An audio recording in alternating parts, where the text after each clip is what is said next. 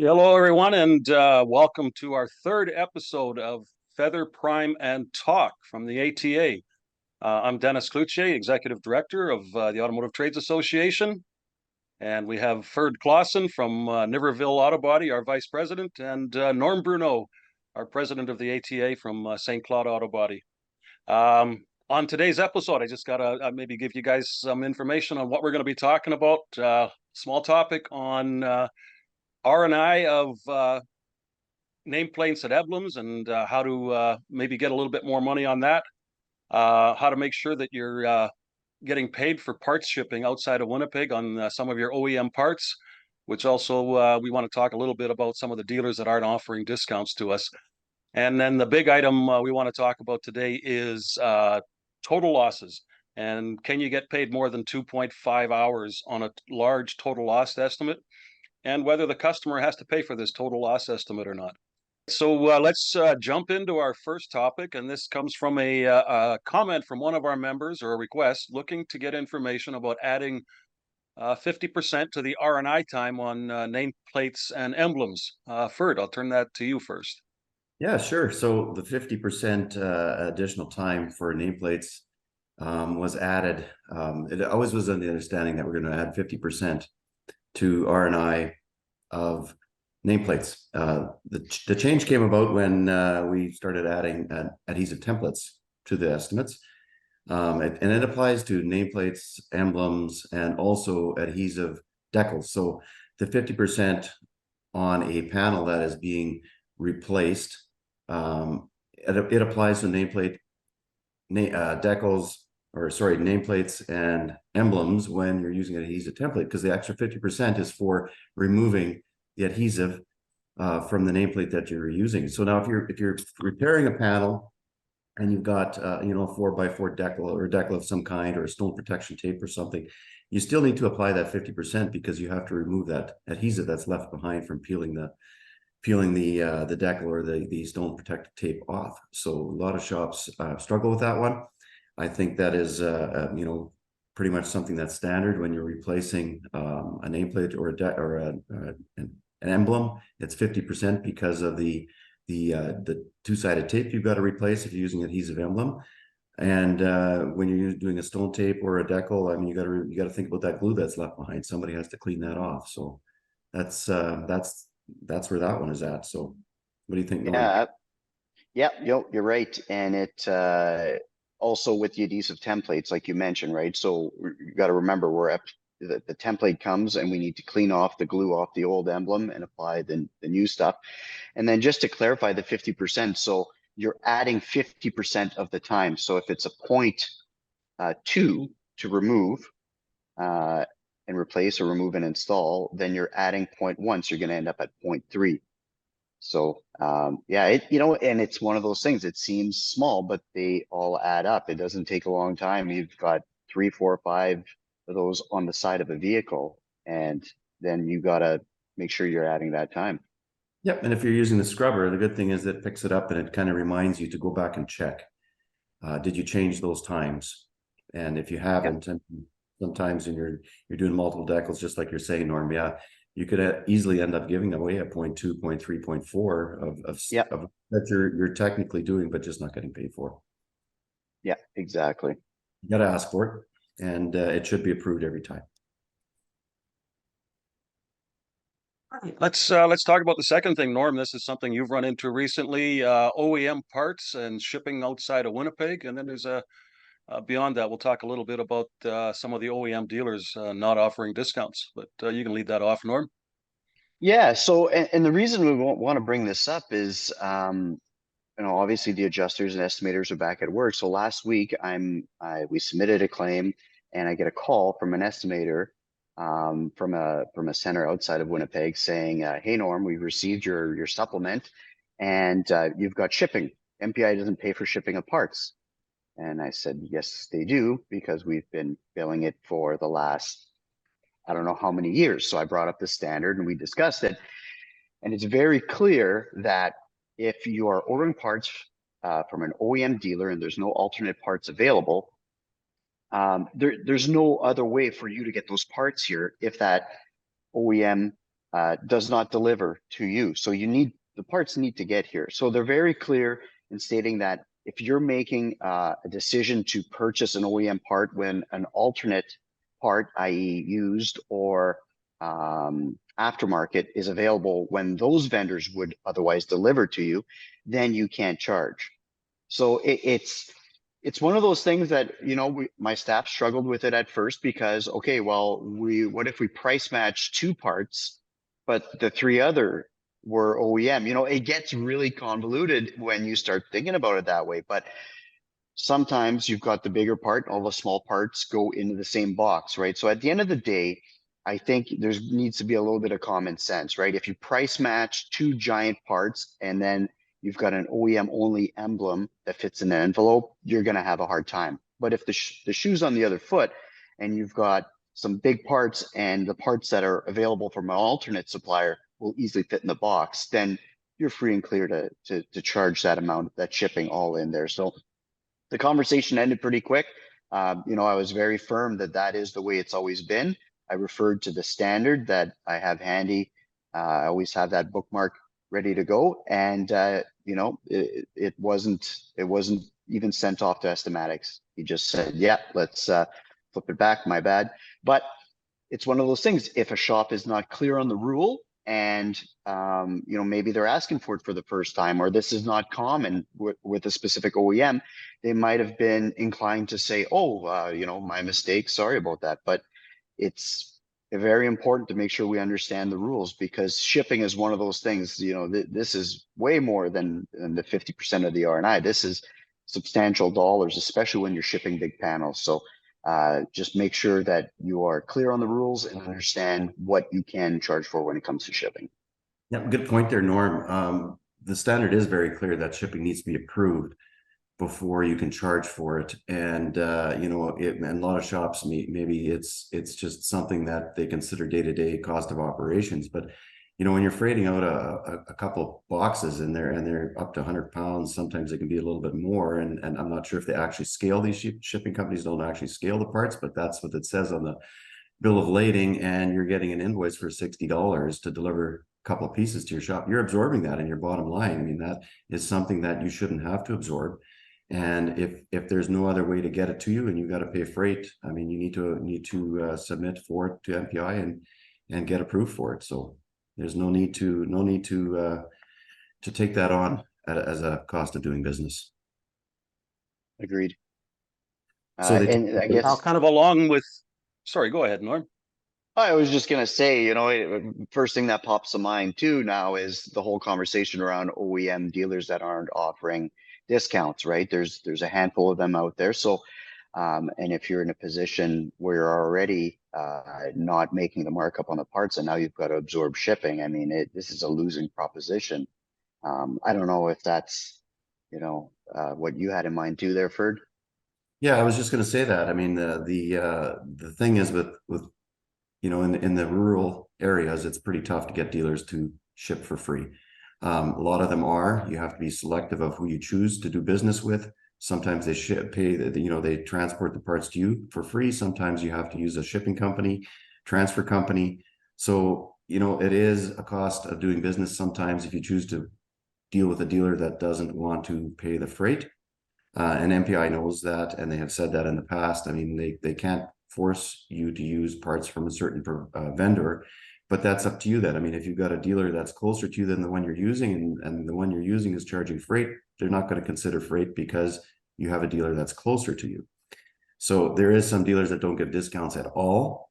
And, unfortunately, that is a dealer that's closer to you and you're going to end up paying the freight. So, you have to choose where you're going to get your parts from. And if it's not just the choice of freight, but where's your discount coming from? I know recently we've had some claims where there's dealers not giving any discount on parts, and there is other options out there for shops. So if they want to choose to work on a specific brand or a specific model that they're not getting discounts on, there is other places to get those parts. And if anybody wants to, they can reach out to me and I can help them out with finding things, finding places that will give them discounts. But I wouldn't suggest that shops not work on cars that they're perfectly capable of working on just because they're not getting a discount on parts. Yeah, very, very well said. And I know Dennis has spent some time. That was a concern that was brought up by multiple members, and Dennis has spent some time, looking at different avenues. So that is something that you're struggling with. Please reach out to Dennis or Ferd as he offered, and they'll be able to help you with that. I mean, we don't want to call anybody out by name, but there's some dealers that feel they have a captive market, and we've been exploring some other supply alternatives. And yeah, feel free to reach out to us, and we can maybe point you in a direction that might save you some money. Yep, and that has been a request from our members in the past. They've reached out and asked, and there is some other resources available to them. So Dennis is working on trying to find alternate uh, suppliers, and we do have some options for you. If you choose to use them, reach out and we can help you. Absolutely, just like these guys said. So Right. So let's have a little talk about total loss and teardowns, and getting paid for them and the most you can, and who has to pay. Maybe Ferd, I'll get you to lead that one off. yeah, so during our last negotiations, I guess teardowns was an item that we discussed.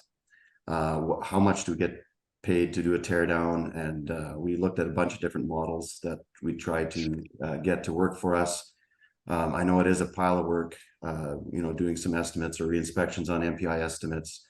And they MPI's agreed to give us an automatic 2.5 teardown on anything that we've taken apart. No questions asked, no data, no documentation to substantiate it. It's 2.5 hours.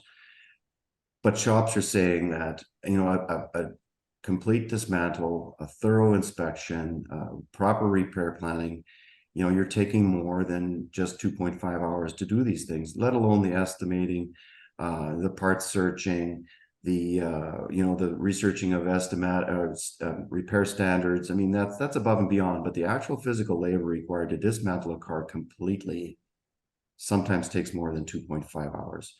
And what we're seeing out there, and what I'm hearing out there is, shops potentially could be just taking the easy route and doing the 2.5, and that's it, and cutting the rest as a loss. And I struggle with that, and I think that the shop should be paid for what it takes. And I know sometimes the opinion out there is, why did you take that whole bumper assembly apart? You didn't need to do that. You could have taken it apart and just viewed the stuff that's broken, and you probably could have done that all within that 2.5 hour allowance time frame, which I strongly disagree with. If you're going to break something, there's going to be some times where broken on removal happens. And I personally would like to have that done up front during the estimating stage, so that I can make a complete parts order, so I don't have to spend time waiting for parts again when my technicians take the thing apart and then break that clip or then break that molding because it's got a corroded fastener. We need to do those things up front, and in order to maintain efficiencies in your shop, efficiencies for MPI and our mutual customer, we have to do a thorough dismantle and a thorough inspection. So I'm strongly suggesting that shops actually spend the time and itemize their teardowns and get paid for what they need to get paid for their teardowns. It's inevitable. It's something that has to be done, and MPI has agreed to pay for it. But I feel that, from what I'm hearing, that shops potentially could just be taking the easy route and taking the 2.5 and giving up an hour or maybe even two. Those are dollars that you deserve, and those are dollars that you've earned, and you should potentially be getting them. So out your end of the world there, I'm sure that's probably no different. And Exactly. No, you hit the nail on the head, and we're talking about substantial dollars on big claims, and this one's this one's fresh in my mind because we just did one. It was a $40,000 claim on a dually Ram truck. It was a hard hit, and there's so many layers in today's vehicles. Like inside a bumper, it's not uncommon just to see multiple layers of shutters and shields and deflectors. And nobody can tell us that you don't need to completely disassemble it, because what's going to happen, first of all, you're already in a marginal situation usually.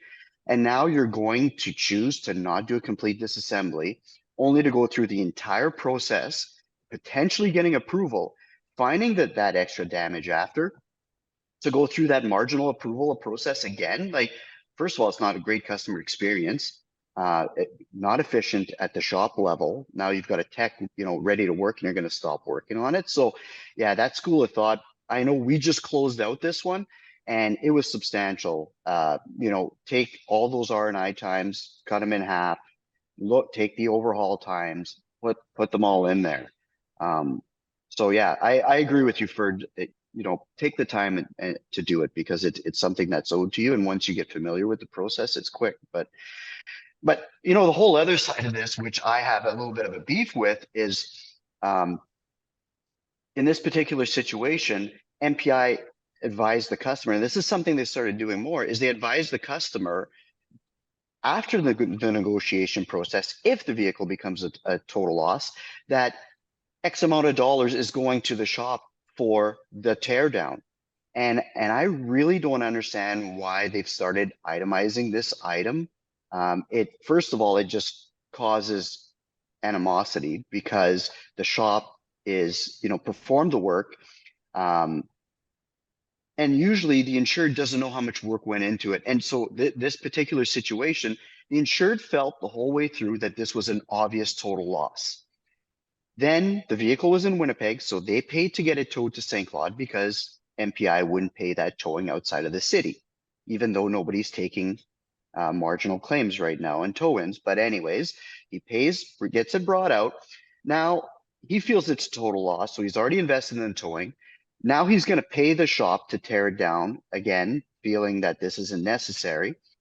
I don't know why this isn't just factored into those negotiations when they're having those conversations. I don't, you know, they don't itemize anything else. They don't, you know, it's not a lawyer's office where they're itemizing all their office supplies and MPI's time involved in the negotiations. So I don't know why they feel the need to break that piece out and tell the customer, hey, it's going to be X amount of dollars going towards the shop. So they go through the negotiation process, agree on an amount, and then, oh, by the way, it's that amount less the teardown time. So, and then just to, you know, add an extra layer in this particular situation, the adjuster told the customer that he would have to pay that amount to the shop, which we hear that a lot and is incorrect. The shops are not to bill that teardown time to the customer. So there's some layers here, and I don't mean to go dig into a rant here, but these are things that just slow down the process and they make an otherwise, you know, it's not a great process to start off with. It's not a great experience when your vehicle is in a total loss scenario, but this is just adding to it. So it's just, I think there's some work to be done here. That's correct. And I agree with that. We've had the odd challenge like that as well. And it's sometimes the conversation, something gets lost between the customer and the adjuster and the adjuster and the shop, and the communication is not what it possibly could be. So I just suggest that even to my admin staff downstairs is that pick up the phone and call the adjuster again, just for clarification. Pick up the phone and maybe talk to the adjusting supervisor, because there's no way that customers are to be charged for teardown. That is something that MPI pays directly through a -02 or a -0, through a second claim to the shop. There's a process for it. The estimators know it. Maybe a challenge with understanding it by the adjusters, but there's definitely a confusion there, and it just could simply be solved probably with a phone call to an adjusting team or adjusting supervisor. Yeah, agreed. Right, Norm. I mean, it does upset our customers, and it does confuse them, and they are not very happy with the whole process when it gets to that point, when they're now looking at paying us, and it just doesn't make any sense. So yeah. All right, some great information, and this episode's going a little longer than the other ones, but when the information's good, you got to just let it go. So before we close off, I just thought I'd turn to Norm in case you guys haven't noticed. He's looking much younger today and clean shaven. Norm, give us an update on how your Movember drive went. The drive went great, so huge shout out to everybody in the industry. Of course, I abused my position as president of the ATA and used the ATA newsletter to get the word out. But I mean, it's such a great cause, and as the industry always seems to, they stepped up. So a great amount of donations. So our team, looking at the numbers this morning, we're at $5,300, and there's a couple of stragglers that are going to come in yet. So our goal was 4,000. We did 3,700 last year. And of course, the last 500 to come in last night was from my friend Rob Boyce, who challenged me to keep a clean shave for the month of December. So I reluctantly agreed to it in order to get that $500 towards a good cause. So get used to it. This is how I'll look for the rest of the month. All right. Thanks a lot, guys, for your time this morning, and we look forward to the next episode. See you all soon. Later. Yep.